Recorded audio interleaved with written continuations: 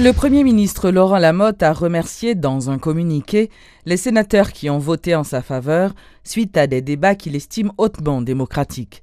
Il a confirmé, une nouvelle fois, sa volonté à travailler avec toutes les tendances du Sénat et les forces vives de la nation qui attendaient ce vote décisif en vue d'apporter les réponses concrètes et immédiates aux problèmes urgents que connaît le pays. Par ailleurs, le Premier ministre lance un appel à l'unité et à renouveler sa détermination à œuvrer dans le sens de l'intérêt collectif et des idéaux de changement social partagés par tous les Haïtiens afin de parvenir à la reconstruction et à la modernisation du pays, poursuit le communiqué. Je tout ministre qui l'a remercié tout sénateur qui votait pour moi, qui votait pour le gouvernement, qui mettait confiance dans nous, qui croit dans l'action que nous allons mener pour sortir le peuple haïtien qui s'allie. Je remercie tous les sénateurs qui parlent à eux, qui sortent, parce que nous allons appeler à travailler avec eux, comme sénateurs, comme gouvernement. Parce que le rôle, nous comme dirigeants, encore une fois, c'est mener soulagement, c'est mener développement, c'est mener progrès dans le pays. Et tous les sénateurs qui ont besoin de tout, nous avons besoin de travailler avec eux, nous avons besoin de chita parler avec eux, pour que Haïti, que nous tous remettons, capable de belle. Je remercie le président du Sénat, je remercie le bureau. Et je remercie tout ministre, moi animé nos désirs et nos volontés pour nous réussir dans la mission ça. Mission ça, nous pas capable pas réussir. C'est une mission historique liée, c'est une mission qui peut être difficile et dans les prochains jours qui viennent là, dans les prochains mois qui viennent là, nous avons une collaboration parfaite dans le gouvernement, avec le Parlement, pour que ensemble nous sommes capables de faire pays nous décoller et pour l'autre niveau. Le commissariat de Pétionville a présenté ce mercredi à la presse un présumé kidnappeur. Selon le secrétaire d'État à la sécurité publique, Réginald Delva, cet individu, appréhendé, est responsable de plusieurs cas d'enlèvement opérés au niveau de la région métropolitaine, notamment dans la commune de Pétionville. 24 décembre particulièrement, gagné quand même un petit monde qui a été enlevé mon calvaire. La police est mobilisée, pas oublier que quand même mon parent qui est petit qui est enlevé et 24 décembre, la veille jour Noël, et la police est mobilisée et sérieusement et il est arrivé à quand même remonter à filière là. Donc soit prendre de décembre 2011 à aujourd'hui, nous là nous en mai. Donc c'est une leçon tout qui montre quand même que malgré que des gens qui connaissent que leur action en fait, comme bail, ou jouer comme bout. D'ailleurs Black t'est touché dans comme là. J'ai l'impression que Kobla fini, mais Black pensait que la police était oubliée. Donc c'est ça encore une fois que nous avons rassuré la population, que même des mois ou bien parfois des années après, l'opération a continué.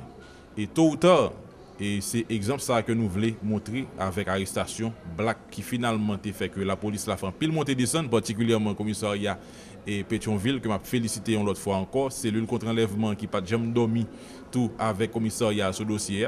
Donc là, je pense que et à travers l'expérience et Black particulièrement, bien content que gon famille, je vous dis à la tout, le fait que le connaît, moun sa quitté au prend petit lit et moun sa quitté serré petit long trou, eh bien je vous dis à la toute famille rassurée que yo connaît, bon c'est pas que tout travail là pour fini, mais c'est déjà satisfaisant que famille en connaît que moun sa pas de encore, moun sa pas représenté une menace pour petit encore. Et ça c'est un cas. Dans le cadre de ça que nous-mêmes dans le bureau de sécurité publique là, nous baptisons de pas un jour de plus dans les rues qui adressait particulièrement évadés de prison qui depuis 12 janvier nous connaissons pile monde qui quitte prison mais qui était actif particulièrement pour regarder Black par exemple qui était dans prison et en janvier 2010 qui était 15 ans leur arrêté le même type d'activité ça et qui ont l'autre fois encore c'est un jeune qui était dans prison et à 15 ans et qui quittait encore une fois même réseau qui a utilisé jeunesse qui a utilisé quand même manque de maturité pour convaincre pour rejoindre Et en pile dans jeunes ça yo utilisé comme antenne. Évidemment nous connaissons des efforts pour faire dans la société, il y a des parents tout qui pour voir plus yeux sur petit yo, surtout le travail, yo qui des petits moun dans la caille, par contre ça l'a réglé. Le président de la République, Michel-Joseph Martelly, a reçu ce mardi 8 mai, au Palais national, les lettres de créance de 2 nouveaux ambassadeurs accrédités à Port-au-Prince. Il s'agit de M. José Luis Machado y Costa du Brésil et de M. Evans Atole John Michael du Panama. Le chef de l'État a renouvelé sa volonté de travailler en vue de raffermir les liens d'amitié entre Haïti et leur pays. Je vous souhaite déjà un bon travail. Je sais combien on a apprécié ce que vous avez fait avec mon cher ami, M. Boutiazé. En effet, votre réputation vous a précédé. Et je souhaite que vous fassiez encore plus d'efforts pour Haïti, puisque Haïti vit des moments difficiles et on a besoin du support de votre pays. Je saisis l'opportunité pour vous remercier déjà pour votre engagement à Haïti depuis tantôt. Et une bonne décennie, on ressent le travail fait. Donc maintenant, je souhaite qu'on puisse aller plus fort et encore mieux. Je vous dis bienvenue et merci. Merci, monsieur le Président. Et nous autres, nous avons une relation historique avec Haïti. Haïti a contribué à la construction du chemin de fer. Haïti a contribué au renforcement culturel de notre pays. En rétrospective, nous sommes ici aujourd'hui avec solide conviction, puisque ensemble, Haïti et Panama vont travailler au renforcement du peuple haïtien et latino-américain. De la même manière, avec une force, ça veut dire au renforcement. Notre arrivée dans ce pays supporte la position de notre gouvernement, précédé par son Excellence, M. Ricardo Martinez, que nous sommes une seule Amérique. La Banque mondiale a lancé ce mercredi un programme baptisé Initiative pour les adolescentes. Cette activité vise à promouvoir l'autonomie économique de plus d'1 millier de jeunes. La responsable de ce projet au niveau de la Banque mondiale, Aude-Sophie Rodella, a indiqué que ce plan s'étend sur une période de 2 ans.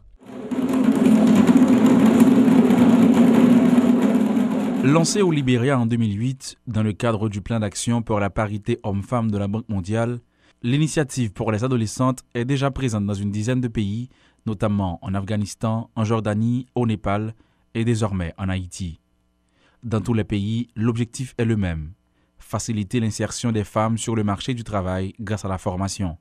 3 grandes stratégies sont adoptées pour parvenir à cette fin, nous dit Aude-Sophie Rodella, responsable de projet à la Banque mondiale. Le premier pôle communautaire, donc au plus proche des jeunes filles dans leur communauté, avec des organisations communautaires qui seront chargées de leur sélection et de leur accompagnement pendant la durée de la formation et la phase initiale de leur entrée sur le marché du travail via le stage.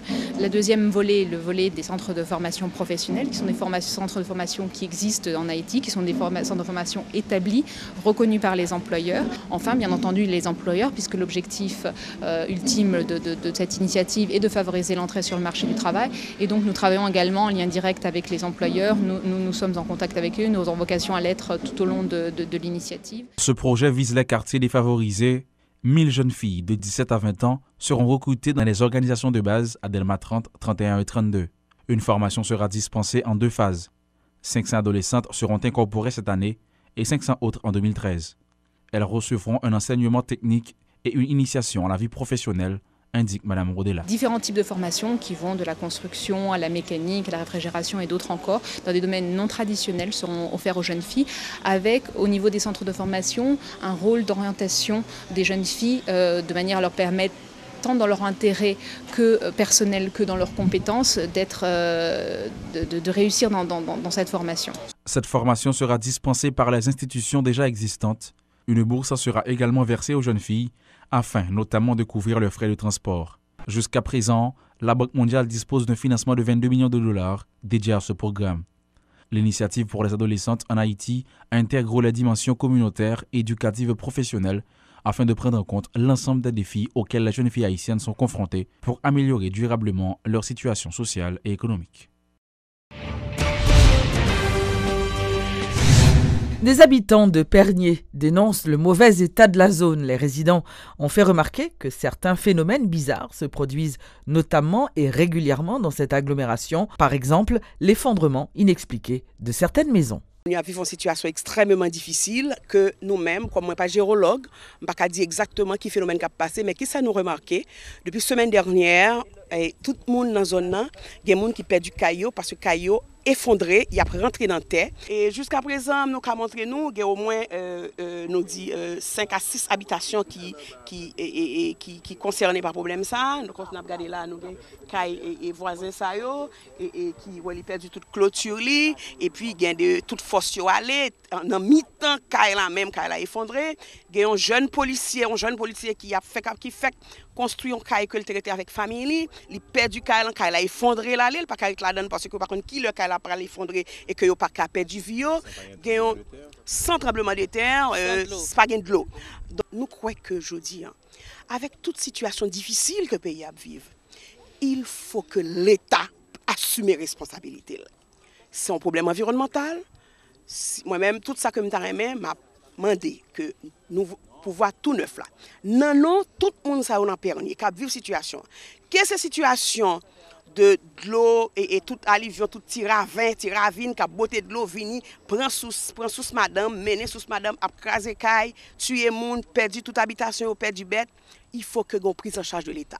Ça c'est une priorité des priorités et les bassins versants ça y a pas de problème, c'est toute pleine du cul de sac là qui attaqué. Le rhum Barbancourt a remporté un prestigieux prix. Il a été récompensé pour sa qualité lors d'une compétition au cours de laquelle avaient participé presque tous les rhums de la Caraïbe. En réaction, les responsables de la compagnie Barbancourt, qui vient de fêter ses 150 ans d'existence, estiment que ce prix est considéré comme la cerise sur le gâteau. Pour une surprise, c'en est une. C'est du moins ce qu'a laissé entendre le directeur général de la Société du rhum Barbancourt en réaction au prix de meilleur rhum de la Caraïbe remporté par sa compagnie. Thierry Gardère affirme qu'il n'était même pas au courant de la tenue de tel concours. C'est comme vous hier, et c'était une grande surprise. Je ne savais même pas qu'on faisait partie de cette compétition. À première vue, c'est un concours qui a lieu pour les hôtels and resorts dans les Caraïbes. Et nous aurions obtenu le meilleur prix nous aurions été décorés pour le meilleur rhum de la Caraïbe. Oui, c'est la première fois. Je ne sais même pas qui nous a inscrits. Je ne sais absolument rien de ça. Donc je suis le premier surpris. Il semble que c'est une association d'hôtels et de lieux de vacances, si vous voulez, de la Caraïbe, où il y avait un grand sommet qui se faisait. Le président Martelly m'a fait une intervention aussi hier ou avant-hier. Et voilà. Moi, je l'ai appris par Facebook, par des amis qui m'ont appelé et aussi à Madame Boussan, qui travaille avec le gouvernement, qui nous a informés de ça. Quoique la nouvelle ait été surprenante, cela n'empêche pas la compagnie de se réjouir de cette distinction. Pour Thierry Gardère, le peuple haïtien doit en être fier. Je crois que c'est une certaine fierté pour Haïti. Ça veut dire qu'on nous sommes quand même capables de faire des choses de qualité, parce qu'il n'y a pas eu que Barbancourt qui a été primé, il y a eu dernièrement Prestige. Et ça veut donc dire que nous sommes capables de faire des choses de qualité dans ce pays. Et c'est un grand honneur quand même pour nous d'être décorés, remarqués à l'étranger. Cette année, nous avons fêté nos 150 ans. Donc ça veut dire que nous sommes toujours là, et que bien là, et que malgré le tremblement de terre, etc., nous sommes en train de revenir, tout doucement, mais sûrement. 1862, 2012, 150 ans depuis que Barbancourt produit du rhum en Haïti. Une boisson qui est vendue également à l'étranger, notamment aux États-Unis, en Europe et dans la Caraïbe. Se faire connaître un peu partout, c'est à cela qu'aspire Thierry Gardère, directeur général de la Société du rhum Barbancourt.